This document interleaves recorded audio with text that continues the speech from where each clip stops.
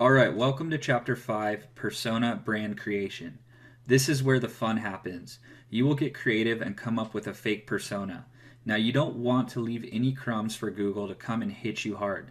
Now, remember, your goal is to fly under the radar with Google. So, if I'm doing SEO, I don't want Google to know I am an SEO. I'd rather have a fake pseudonym generated so I'm covered, or at least my real name is covered. So worst case scenario, if Google finds out that, for example, John Doe is doing SEO to a specific website, they may go after John Doe and see if they can find his other website properties and shut them down. So this is just to cover you just in case one of your websites goes down with Google and they won't take all the other ones, all your other hard work, okay? So remember that. It's important to get all your projects with different pseudonames so you don't leave a trail with Google. Just protect yourself and all the hard work you're doing and just be safe about it. Okay, so what we have to do first is come up with a name or pseudonym for each project. Now this name will be used for all of the social media profiles, Web 2.0 profiles, citations, and also for Google Webmaster Tools and Google Analytics. You see, it's important to never leave a breadcrumb trail with Google whenever you are doing SEO. Now, I really want to emphasize this point. Don't have any of your SEO projects under your personal name or Gmail. I think this is just common sense. I mean, someone over at Google can easily see that you are an SEO marketer and just search your name and email and backtrack from there. You always want to diversify your marketing projects into random emails and pseudonyms, so if a wall falls down, your whole castle doesn't crumble. Okay, I want to explain about what is authority stacking. Now, this is a strategy that involves building a trust force of citations with the brand EMD around your money site. Then hitting those tier 1 links with PBNs and Fiverr gigs as your tier 2 links. Now, what happens is the page authority of the tier 1 link will increase, which causes the link to have more link juice flowing back to your site. So let's say you have 5 tier 1 links pointing towards your site, and each site has a 15 page authority, or PA. Now then, you build 30 to 40 PBN links for the month to all of the 5 tier 1s, and the PA increases to 25. This means the links have been powered up and are more important in the eyes of Google. And when you match authority stacking with a consistent brand EMD name on all of your citations, you are one step ahead of all your competition. They're not doing this. This is the secret formula that has proven over and over to rank locally in SEO. Wait to send the PBNs directly to your money site though. Remember, just wait. Give it about a month or two of hitting your citations with the PBNs before you send them directly to your money site. Okay, I just want to show you this little diagram I made so you can see how the tier 1s get juiced up after authority stacking for 1 to 2 months. So right here, when you start, all your first tier links are going to have a PA, let's say, of 15. Now this is just an example. It's not a real life situation. So after 1 or 2 months of doing some link building to your tier 1s, you're going to have a PA of 25. Now each of those links pointing to your money site just got more powerful. This is authority stacking, and it's been very successfully used by the top SEOs in the last couple years. So take a look at this diagram, dissect it, and implement it on your digital asset website. Okay, so let's talk about how to create a pseudo name for your brand. Now, you want to go over to the website fakenamegenerator.com, and you're going to use this website to create a pseudo name that you're going to use for your email, for all your social media platforms, and for all your Web 2.0s. You want them all to be consistent, and this name is going to be the face of the brand, because you don't want to be marketing with yourself or your real name, because if something happens, they're just going to go straight to the source. Now, after you get this pseudo name, go ahead and create a Gmail account with it. Now, this account you're going to use for all your registrations. When you outsource, you're going to tell them this is the account to use for all your citation builds, and just keep it all in one place. Now, to get a photo for the pseudo name, use this website randomuser.me/photos. Now, just like with the name, keep this consistent.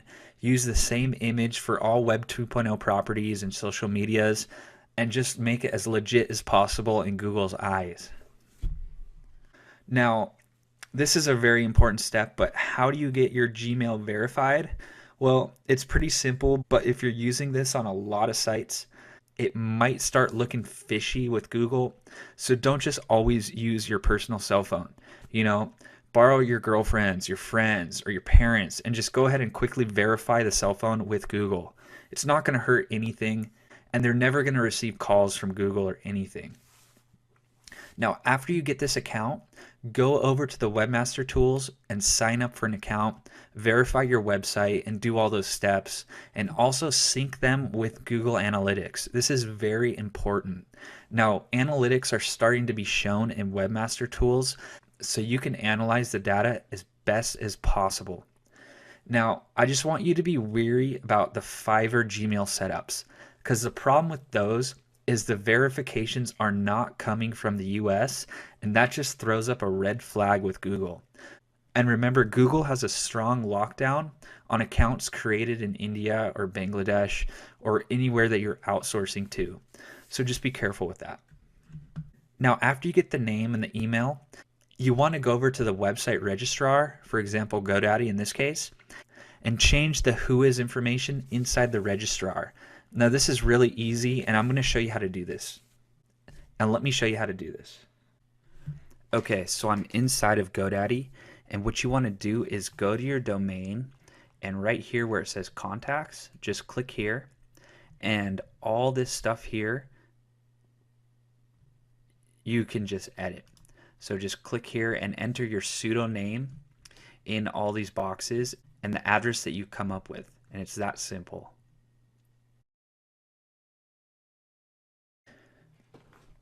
Okay, so this slide right here is probably one of the most important slides that I'm going to be teaching you guys. So pay attention to this step. Now, when you're in Google My Business for the page optimization, you really want to treat it as if you're applying for the #1 job in Google. You want to have all the bragging rights of what you've accomplished. You want to tell them what you're most proud of, and you want to have it all written in the description. So when you're writing the description for the Google My Business page, you want your business to stand tall and be very confident in what they are and what they have to offer. So throw the keyword and some LSI variations in there a couple times and you'll be good to go. Don't keyword stuff, but just remember, brag here as much as possible. So here's a quick example. Let's say you're trying to rank an SEO place page. Type in the description, I can rank more SEO terms per hour than anyone locally in city. So this is saying that you're the most confident SEO in that city. Or say something like, I've ranked 55 websites on the first page of Google with ease. Now this is just going to show Google that you're passionate about your industry and you really feel like you should be #1 in their search. You want to fill out the Google page 100%. Now, when you're doing the images, it's very important that your images have all the location-based tagging done.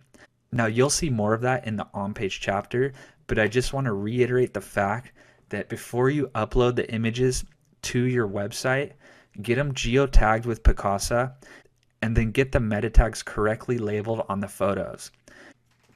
So for the Google optimized images, this is another important step. What you want to do is make sure that there's a link in all the images that you upload to your Google My Business page. Now I'm going to show you an example in a second, but just remember to add the keyword in the description and then also link out to your money site. This is very crucial. Let me jump over to Google and show you an example of this. Okay, so I'm inside of an account, and what you want to do is on the Google My Business page, you'll have the option to upload photos. Now, you upload the photo and then you actually click on the photo like I did here, and on the right hand side there's a section under the logo and you can just click it and actually edit this content. And what you want to do is put a couple keywords in here and a link back to the site. So every picture in your Google My Business page is going to have this description and a link back to the site. All right, so let's talk about branding and authority stacking on the brand. Now, one of the most important thing Google looks at is how your brand is portrayed on the internet. You want to have that brand on as many Web 2.0 properties and social media sites as possible. So the following is how I do that if I'm outsourcing. Go to branding.me, lock my brand, and Noam. Those are the top sites for choosing your social media platforms and getting your brand out there. So take a look at them. They can be expensive, but they're worthwhile in the end. And also, if you want to do some more good citations, use localcitationservices.com. But I'm going to be explaining more about citations in the off-page chapter. Now, this step is really important. You always, always, always want to manually create your Yelp page, your Facebook page, and your Bing Places page. You can outsource the rest, but never outsource building these. These are some of the most important pages that you're going to build with your SEO, and just make sure you get them right.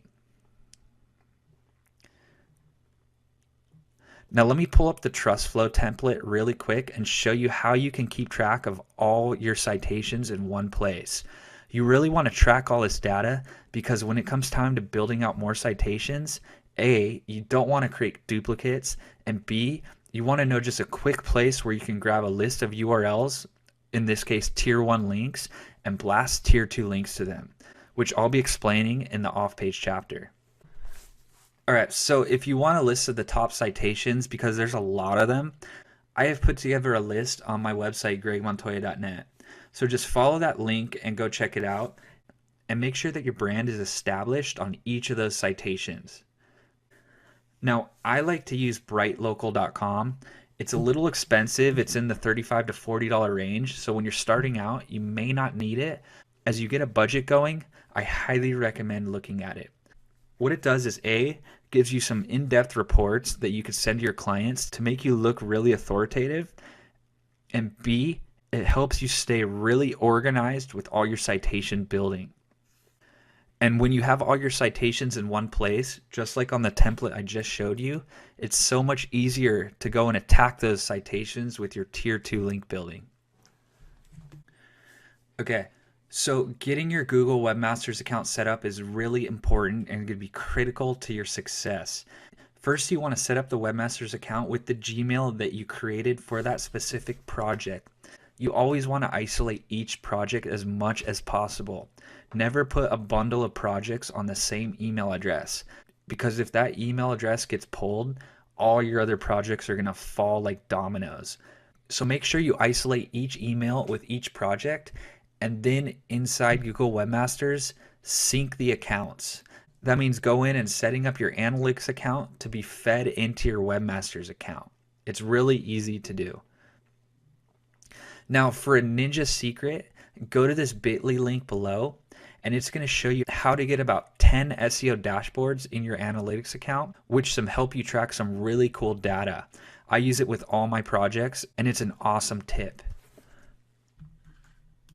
Now, as we're ending this chapter, I really want to emphasize the point why you're building out all these brand social media accounts and brand Web 2.0s. What you're doing is really trust pulling with all these high domain authority citations. Now, everything now is based on domain authority with local SEO. And the amount of domain authority websites flowing back to your site is crucial for success. Your site isn't going to rank if you're not getting trust flow from local citation websites with high authority. So you really want to build your trust fortress of citations around your money site. And remember, after you build this trust fortress, boost it up with the PBNs, with the Fiverr gigs, and with some select GSA gigs. This is going to be crucial to your success. Now lastly, here's a little super link ninja strategy that I like to use. And this website, Rebel Mouse, is awesome because it's a content curation site. So what you can do is create an account on Rebel Mouse, and it's going to give you a homepage where you can place any type of content you want on there. So when you boost up this domain authority page with PBNs, with Fiverr gigs, the link juice is going to flow to all the content URLs on that page. So it's kind of like you're bundling all the pages together and pouring link juice on them. So if you look at it, your PBNs are going to be better spent on pages with lots of outbound links to your money properties.